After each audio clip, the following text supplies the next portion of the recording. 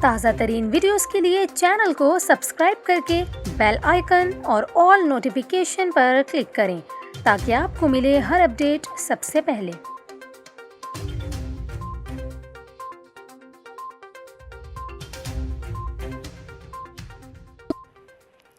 السلام علیکم، news 24/7 Urdu service میں خوش آمدید۔ ناظرین، آپ کو بتائیں کہ پاکستان میں ایک مرتبہ پھر سے کورونا وائرس کیسز اور اموات میں اضافہ ہونے لگا ہے۔ آج ملک میں کتنی اموات ہوئی، کتنے نئے کیسز رپورٹ ہوئے، مجموعی اموات اور مجموعی کیسز کے حوالے سے تمام تفصیلات شیئر کریں گے آپ سے اس ویڈیو میں۔ کہا یہ جا رہا ہے کہ پاکستان میں ممکنہ طور پر کورونا وائرس کی دوسری لہر کا آغاز ہو گیا ہے۔ ملک میں کورونا کی دوسری لہر کے پیش نظر NCOC کی جانب سے کھیلوں اور عوامی اجتماعات کے لیے نئی گائیڈ لائنز جاری کر دی گئی ہیں۔ NCOC کی نئی گائیڈ لائنز میں کہا گیا ہے کہ بزرگ اور بچے عوامی اجتماعات اور تقاریب میں جانے سے گریز کریں اور کسی تقریب کا دورانیہ 3 گھنٹے سے زائد نہ ہو۔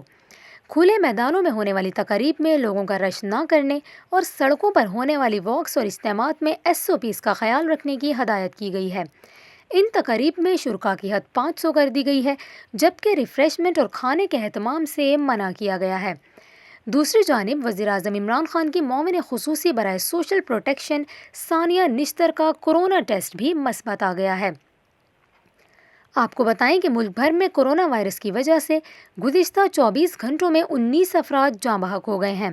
مجموعی اموات کی تعداد 6,692 ہو گئی ہے۔ پاکستان میں ایکٹیو کیسز کی تعداد 9,378 ہو گئی ہے۔ National command and operation centre کے تازہ ترین اعداد و شمار میں بتایا گیا کہ ملک بھر میں گزشتہ 24 گھنٹوں کے دوران کورونا کے 660 نئے کیسز رپورٹ ہوئے ہیں، جس کے بعد ملک بھر میں مجموعی کیسز کی تعداد 3,24,744 ہو گئی ہے، جبکہ فعال کیسز کی تعداد 9,378 ہو گئی ہے۔